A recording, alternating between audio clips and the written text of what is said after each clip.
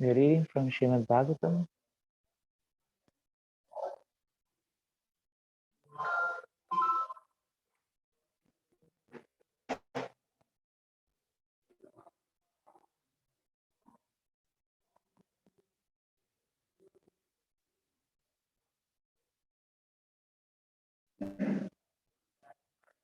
Canto 4.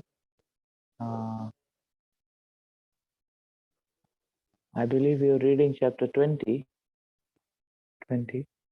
Text. Lord Vishnu's appearance in the sacrificial arena of Maharaj Prithu.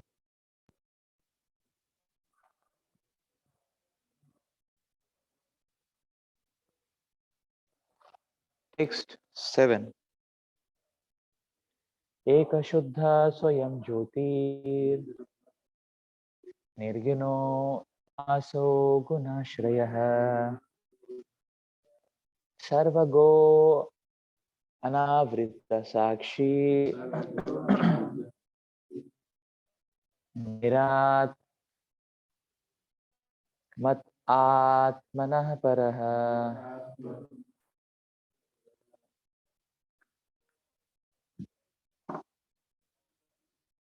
The individual soul is one, pure, non-material, and self-effulgent. He is the reservoir of all good qualities, and he is all-pervading. He is without material covering, and he is a witness of all the activities. He is completely distinguished from other living entities, and he is transcendental to all the embodied souls.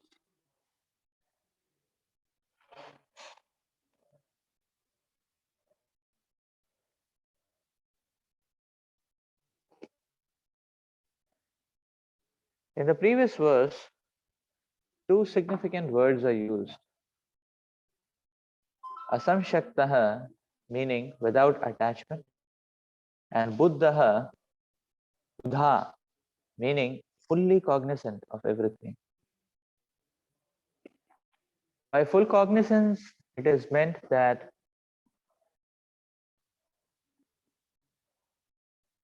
one should know about his own constitutional position as well as the position of the Supreme Personality of Godhead. According to Srila Vishwanath Chakravarti Thakur, in this verse, Lord Vishnu is describing himself or the Paramatma. The Paramatma is always distinguished from the embodied soul as well as the material world. Therefore, he has been described as Para. That Para or Supreme Personality of Godhead is Eka, meaning one. The Lord is one. Whereas the conditioned souls embodied within the material world exist in many varieties of form. There are demigods, human beings, animals, trees, birds, bees, and so forth. Thus, the living entities are not Eka, but many.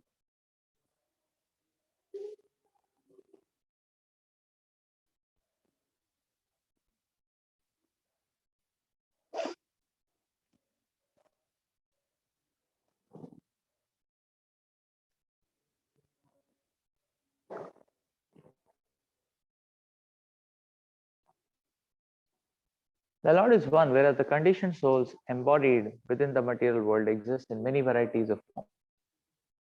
So, as confirmed in the Vedas, Nityo Nityanam Chetana Chetananam, the living entities who are many and who are entangled in this material world are not pure. However, the Supreme Personality of Godhead is pure and detached. Due to being covered by the material body, the living entities are not self-effulgent. The Supreme Personality of Godhead Paramatma is self-effulgent. The living entities being contaminated by the modes of material nature are called Svaguna, whereas Paramatma, the Supreme Personality of Godhead, is Nirguna. not being under the influence of the material modes. The living beings being engaged in the material qualities are gun ashritaha, whereas the Supreme Personality of Godhead is gun ashraya. The conditioned soul's vision is covered by material contamination. Therefore, he cannot see the cause of his actions.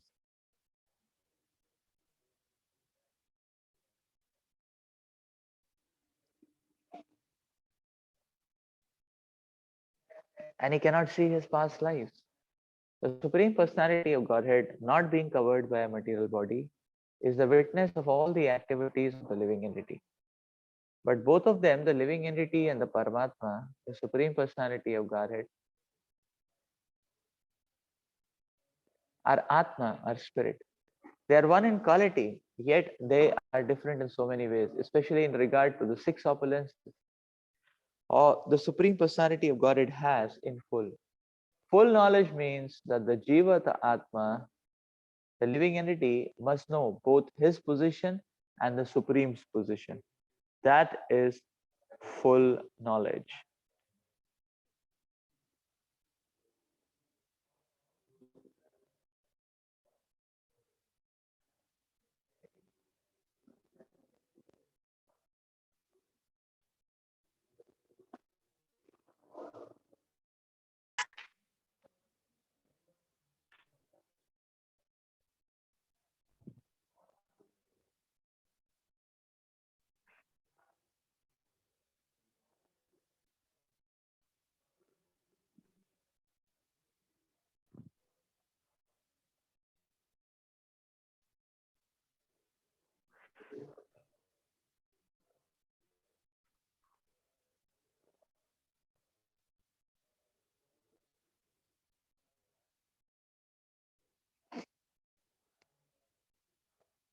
So, as Srila Prabhupada explains, the reference to the individual soul here is to Paramatma, not the Jiva Atma.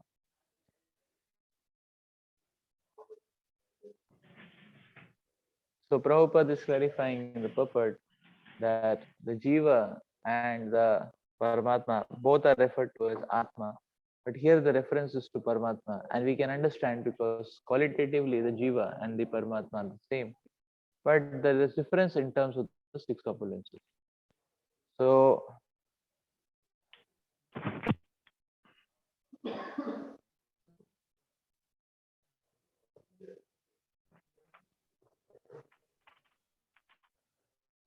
and Prabhupada goes on to quote that Paramatma is always distinguished from the embodied soul, uh, and is always distinguished from the material world. And there Srila Prabhupada is quoting Nityo Nityanam Chetanas Chetananam.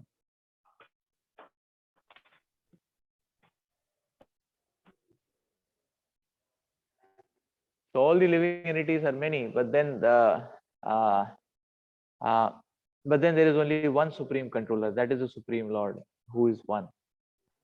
So then Prabhupada goes on to explain how the Jiva is Gunashrita, that means he is covered over by the gunas, but whereas the Lord is a Gunashraya. Therefore, the Lord is also described as Nirguna, whereas the living entity is a Jiva, they are described as Saguna.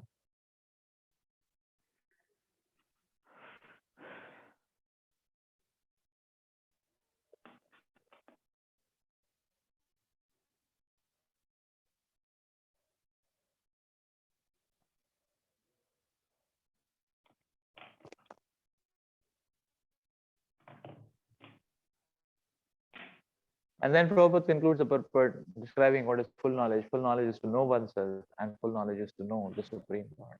So one's position and God's position. That is being described as full knowledge here.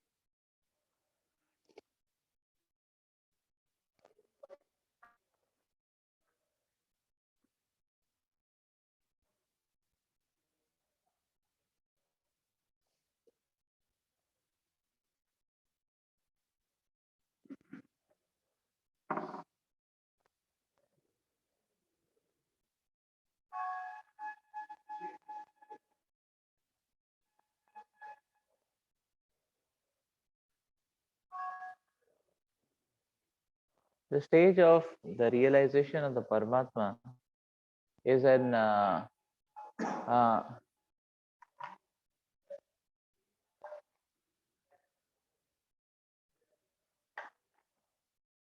is a very interesting stage.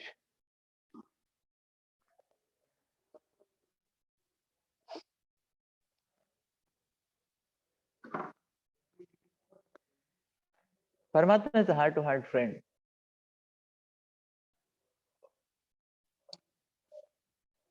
So connecting with the Lord as Paramatma uh,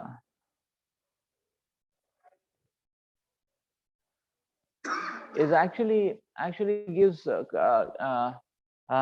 actually gives the feeling that the Lord is very near to us. Yeah. So the point is that the Bhagavan understanding is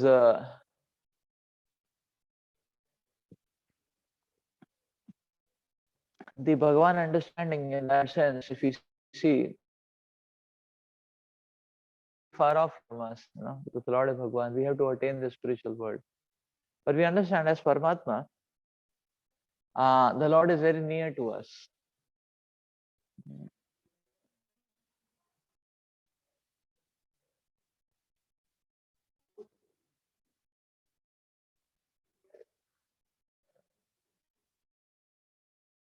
We understand that as Paramatma, the Lord is very near to us actually.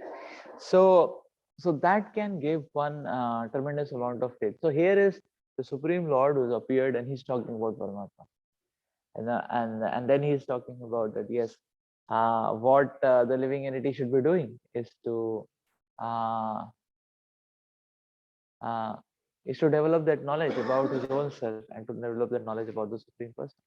So knowledge of the Paramatma is very helpful. So we have to, so this goes to show that, you see, the Lord is speaking about the Paramatma. So Paramatma realization is an important tier because this is the tier at which, as we were discussing before, the Brahman understanding can captivate, no, or create interest, and therefore, no, the Lord can become the goal of the living entity. Uh, That's what can happen with the Brahman understanding. Oh, Krishna is great, amazing. So let me go towards him. So that's what Brahman understanding can do. The Paramatma understanding can give a very sound confidence to a devotee. So one should strike, the lesson is one should strike a personal relationship with the Lord. The same kind of experience can be, now in the process of bhakti, the same kind of experience can be had in multiple other ways as well. The striking the personal relationship. One way, just like Paramatma, with Paramatma one can strike a personal relationship that the Lord is helping me. So when I'm sincerely taking shelter of Lord, Krishna is reciprocating. Uh, so one, but the same kind of reciprocation relationship can be established with the incarnation of the Lord in the form of Archa. So Archa incarnation also offers a personal connectivity and personal relationship. That's why service to the Archa is recommended in the Bhakti Shastras and the Acharyas. Similarly, the service in the mission of the Lord also has the potency of striking relationship with the Lord. Because when we are serving, one can feel the reciprocation of the Lord rather becomes more uh, easily felt or experienced. That is the point. That is the point. So one should strike a personal relationship with the Lord.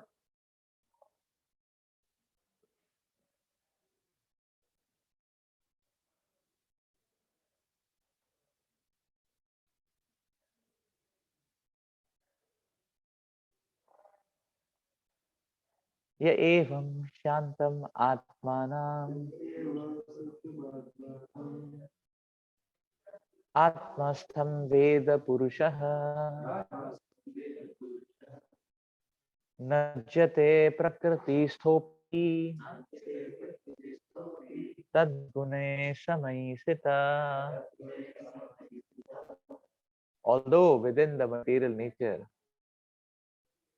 One who is thus situated in full knowledge of the Paramatma and Atma is never affected by the modes of material nature, for he is always situated in my transcendental loving service.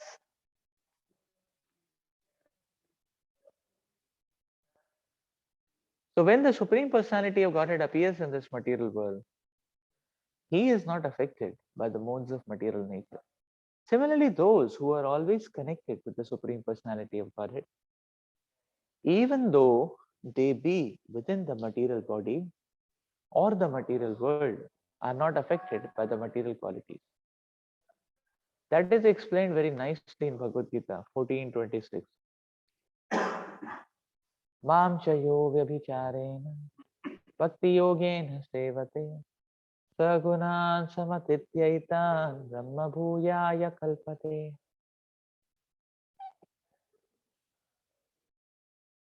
One who is unflinchingly engaged in the devotional service of the Lord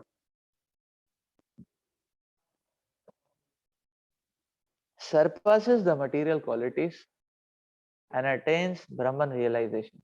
In this connection, Srila Rupa Goswami says that if a person is always engaged in the service of the Lord with his body, words, and mind, he is to be considered liberated, although living in this material world.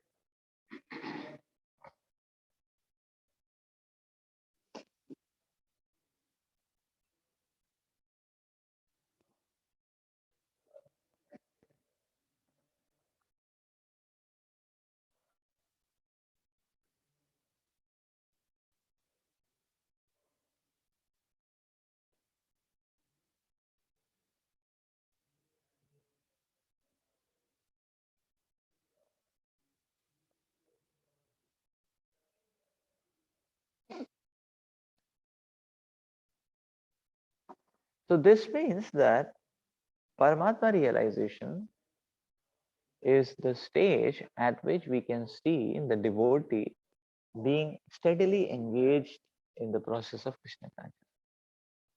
Because the point is that unless one is able to strike that relationship with the Supreme Lord, uh, steady continuation of devotional service is going to be difficult. That's the point. That's the point. So,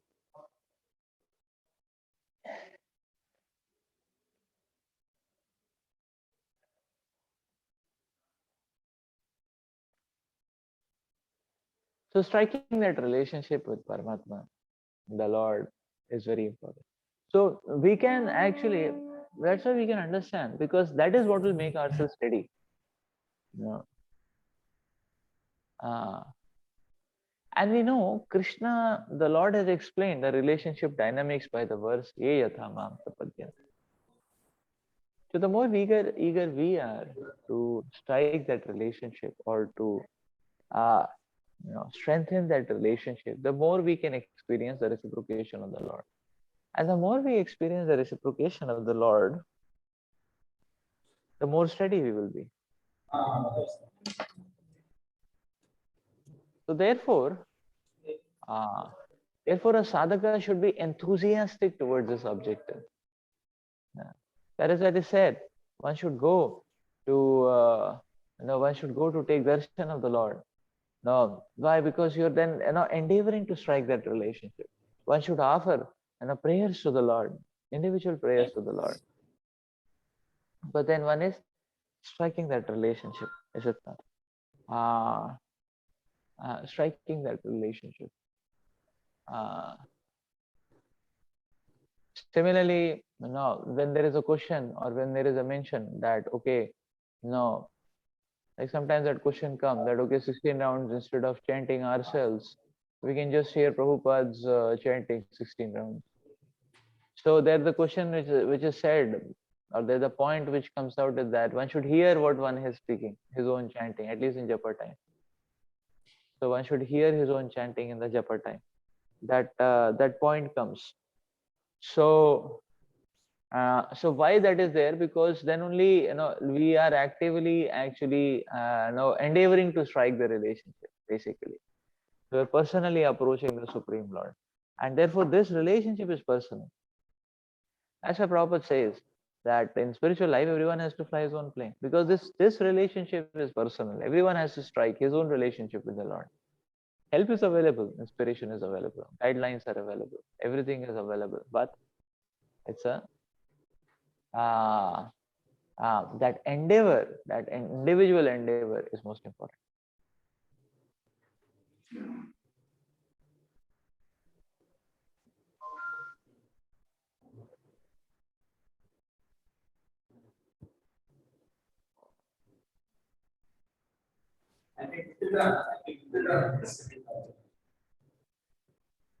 Text 9. यः स्वधर्मेण मां नित्यं निराशी श्रद्धयान्वितः भजते शनकैस्तस्य मनोराजन् प्रसीदति. The Supreme Personality of Godhead, Lord Vishnu continued, my dear King Prithu, when one is situated in his occupational duty, when one situated in his occupational duty engages in my transcendental loving service without motive for material gain, he gradually becomes very satisfied within.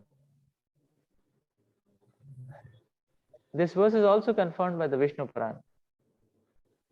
Occupational duties are known as Varnashrama Dharma and apply to the four divisions of material and spiritual life, namely Brahman, Kshatriya, Vaishya, and Shudra, and Brahmacharya, Grahastha, Vanaprastha, and Sannyas.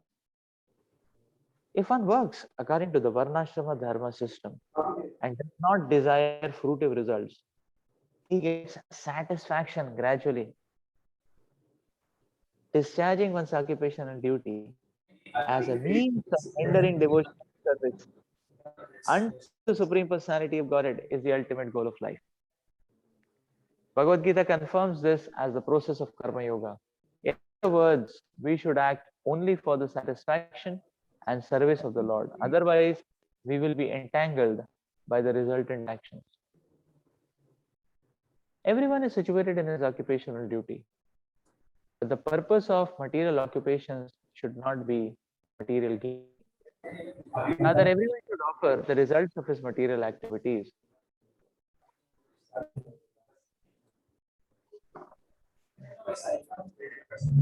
Brahman especially should execute the occupational duties not for material gain, but to please that Supreme Personality of Godhead. The Kshatriya should work in a similar way. In the material world, everyone is engaged in various professional and occupational duties. But the purpose of such activities should be to please the Supreme Personality of Godhead. Devotional service is very simple and anyone can adopt it. Let one remain what he is. He need only install the deity of the Supreme Lord in his house. The deity must be Radha Krishna or Lakshmi Narayan. There are many other forms. In this way, a Brahman, Kshatriya, Vaishya, or Shudra can worship the deity with the results of his honest labor. Regardless of one's occupational duty, one should adopt the devotional means of hearing, chanting, remembering, worshipping, offering everything to the Lord and engaging in his service. In this way, one can very easily engage himself in the service of the Lord. When the Lord is pleased with one's service, mission in life is fulfilled.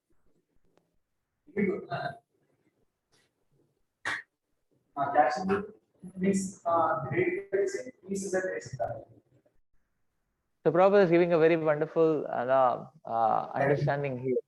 The Prabhupada is saying discharging one's occupational duties as a means of rendering devotional service unto the Supreme Personality of Godhead is the ultimate goal of life.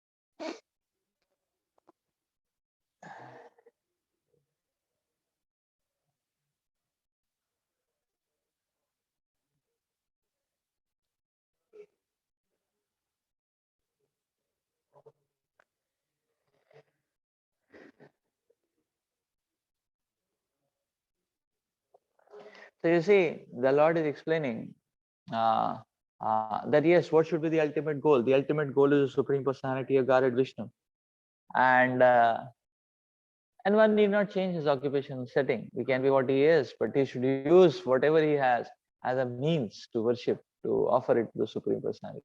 That's perfection. That's glory. Prabhupada is explaining that. Now, the interesting point the Lord explains here is when one engages his occupational duty to serve the Lord, then also, then one will become very satisfied. But the satisfaction is happening gradually. Prabhupada, no, so the Lord is explaining the word gradual there. The word gradual.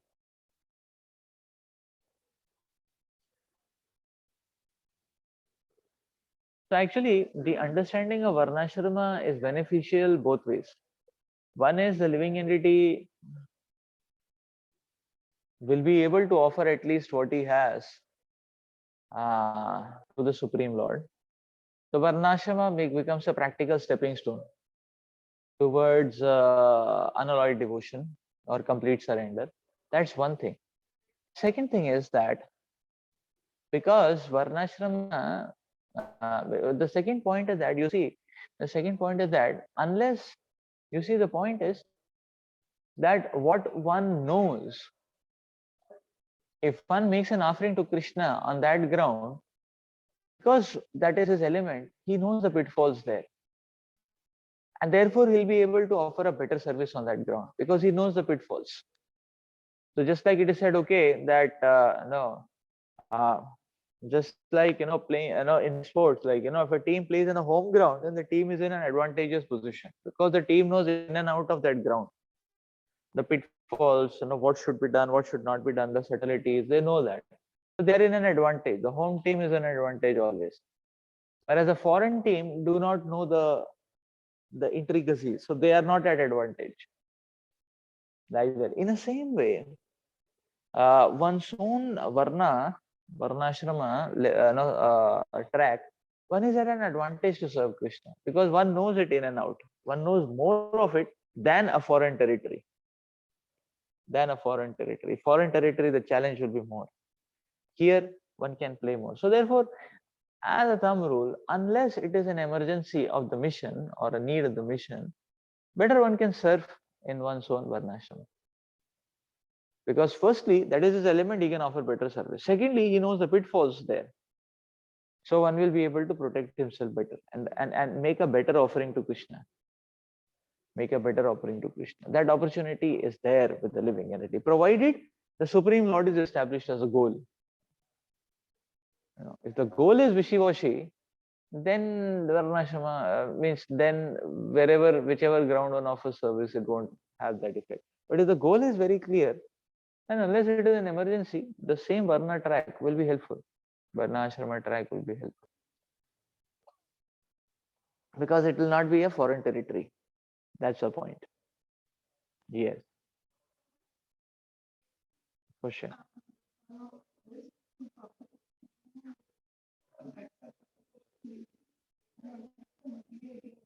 Yeah.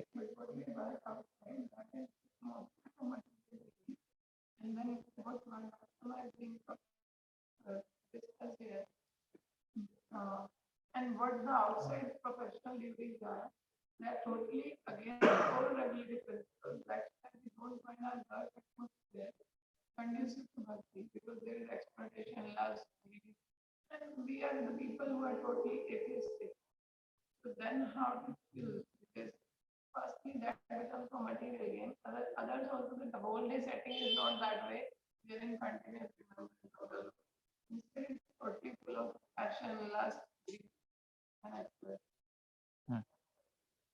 Okay, so as I understand, the question is The question is about, okay, material occupation, and uh, that material occupation atmosphere is very contaminating. So that shakes up a person. So how much one should be engaged in that, and the occupational duty which is mentioned here, that is the varnashrama setting which is mentioned here. So I believe the question comes to, okay, is it the same? What is the difference? And how exactly to make an understanding of it. So what we call as profession and the varna or the occupational duty uh, is actually a different concept, because Brahman, Kshatriya, Vaishya, Shudra is talking about proclivities. So, is talking about proclivities. And those proclivities and tracks, so the proclivity is like a track. So those tracks one can use to offer service to humanity, one can use to offer service to the Lord, like that. Now, that's how it is. Like a Kshatriya can do activities which are more administrative, say for example, or a Kshatriya can do activities which are more protective, administrative, those kind of roles. So Vaishya can do activities uh, uh, which are going to get money, business activities. Now, Shudra can do routine jobs, fixed routine jobs, fixed routine jobs. So a Brahmana can be more thoughtful, visionary. So these are proclivities. Now, what is then material profession actually? So material profession, no, in material profession, yes, we are engaging those type of proclivities uh, towards a material drive, but material profession is not varna, because material profession we are interacting with Maya. So the point is that the difference between the two is that these proclivities can be utilized with minimum material interface also. Or if one is ready for it, one need not interact with material energy at all. Then one can know, so that means then it translates into what type of service you want to do. Either you want to do administrative service in Krishna's mission, or one wants to take up visionary service, or one wants to take up a business service for Krishna. So, or one wants to take up a fundraising business service for Krishna, or one wants to do fixed routine services for Krishna. All of them are very important. So, so this is Varna basically. This is exactly what is Varna all about. So now, so this is Varna all about, that how the proclivities are channelized. These proclivities can be channelized towards the Lord, towards humanity, and for material gains, like that. So